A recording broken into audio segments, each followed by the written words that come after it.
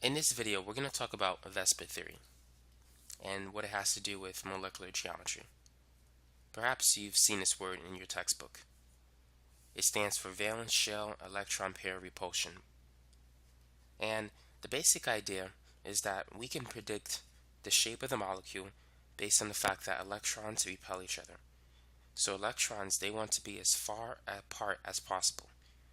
So with that idea in mind, we can predict the shapes of certain molecules. Now, the first type of geometry that you need to be familiar with is the linear molecular geometry. And molecules that have this type of shape, for example, are BeCl2, which looks like this. This is beryllium chloride. As you can see, it looks like one straight line. And the angle of a straight line is 180 degrees.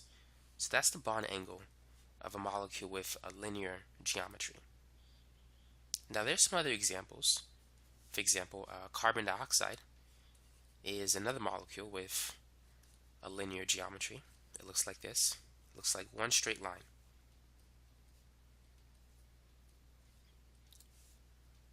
So any molecule where you have an atom at the center and two other atoms on the sides is a linear molecule. This is the generic structure of a linear molecule.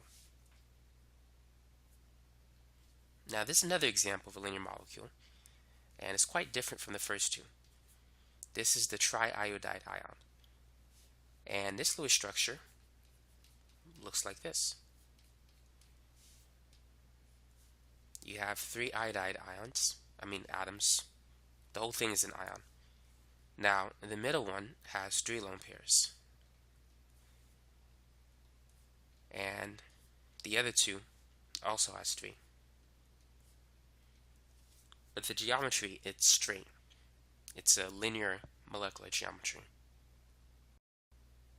Now, the next type of molecular geometry that you need to know is the trigonal planar structure. When you hear the word tri, what do you think of?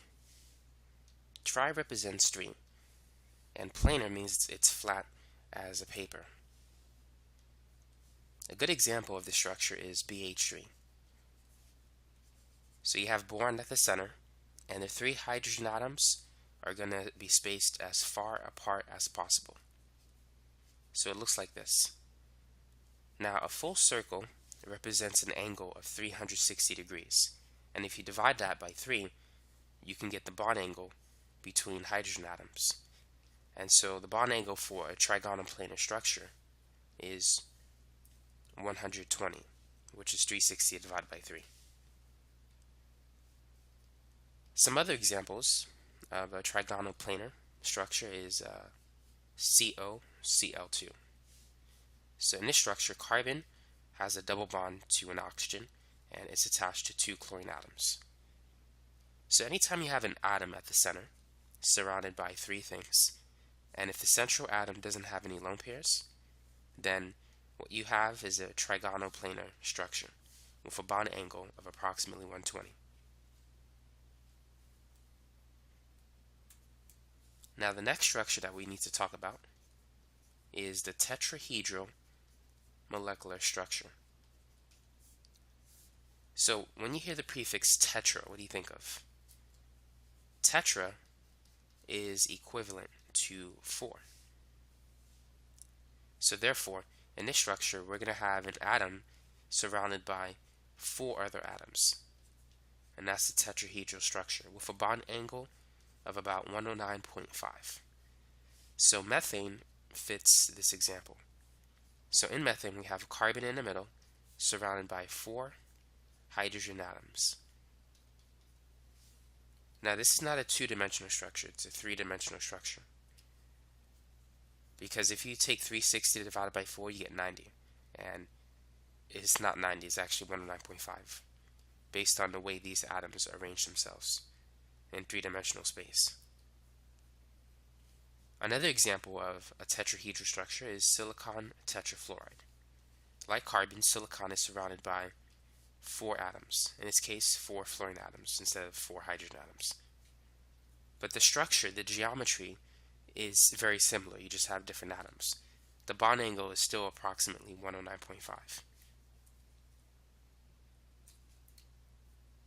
Now, the next structure that you need to know if you have a test coming up is the trigonopyramidal structure.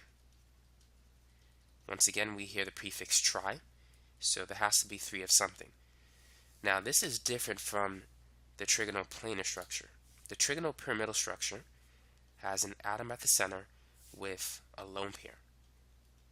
Now, that atom is still surrounded by 3 other atoms. So it looks like this. That's the trigonopyramidal structure. Now, just to compare it with the trigonoplanar structure, I'm just going to draw this right next to it so you can see the difference. The trigonoplanar structure doesn't have any lone pairs on the central atom. It's simply surrounded by 3 other atoms. The trigonopyramidal structure has 3 atoms attached to the central atom plus a lone pair, so it has 4 things. A good example of the trigonopyramidal structure is NH3, ammonia. In this structure, nitrogen has 1 lone pair and it's attached to 3 hydrogen atoms. Another example is pH3.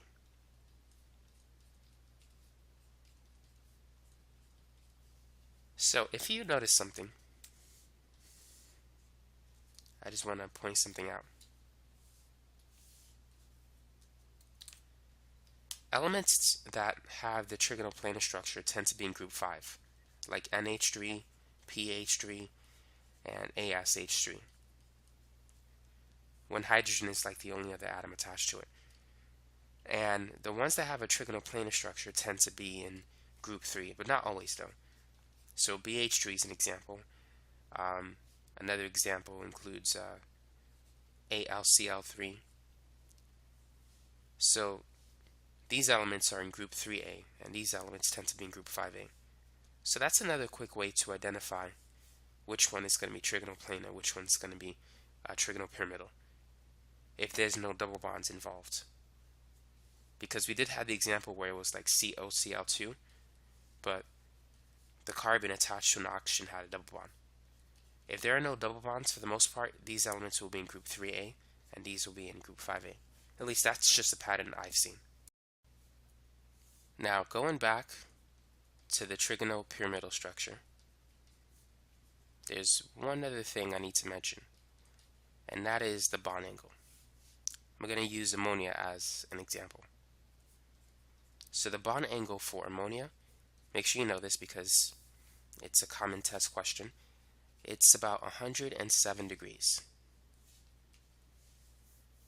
And so that's it for the trigonopyramidal structure. Just want to mention that before I forgot it.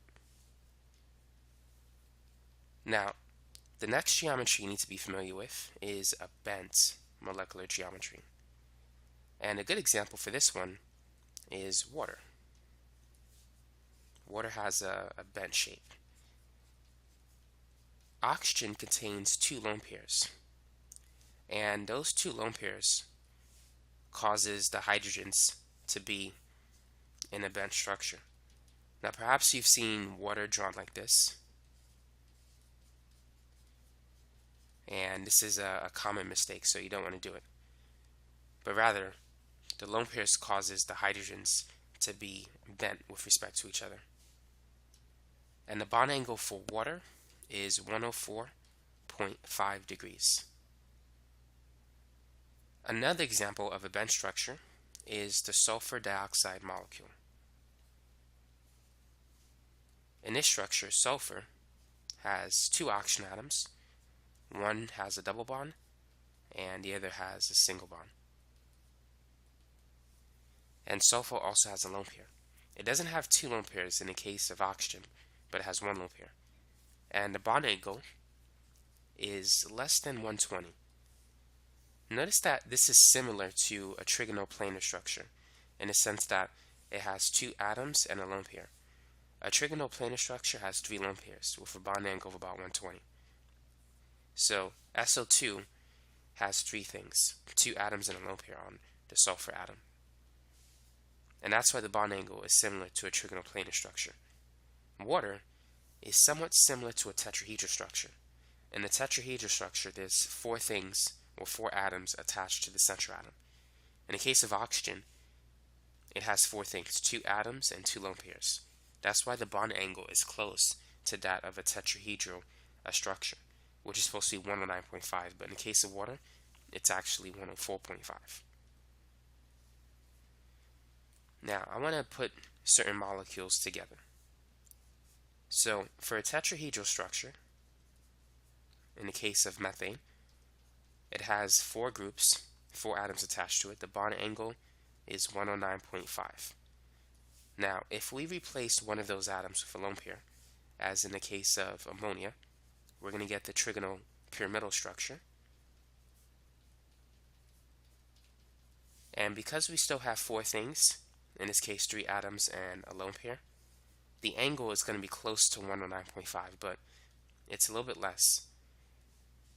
If you subtract this by 2.5, you're going to get 107 degrees. And that's the bond angle of ammonia with its trigonal pyramidal molecular structure. The next one is water, which looks like this. It has 2 lone pairs instead of 1, but it still has 4 electron groups, 2, 3, 4. So the bond angle for this is 104.5 degrees. But the molecular structure is bent. And we said this is tetrahedral, and ammonia is trigonal pyramidal.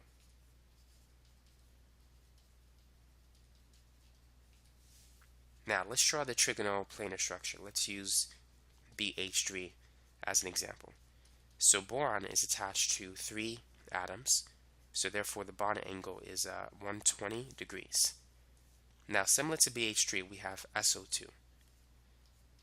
So one of the atoms in this structure is replaced with a lone pair. So sulfur dioxide is attached to, the center atom is attached to 2 atoms and a lone pair. So you still have 3 things around it, which means the bond angle is close to 120. But it's not exactly 120, so it's really a little bit less than 120, but it's close to it though.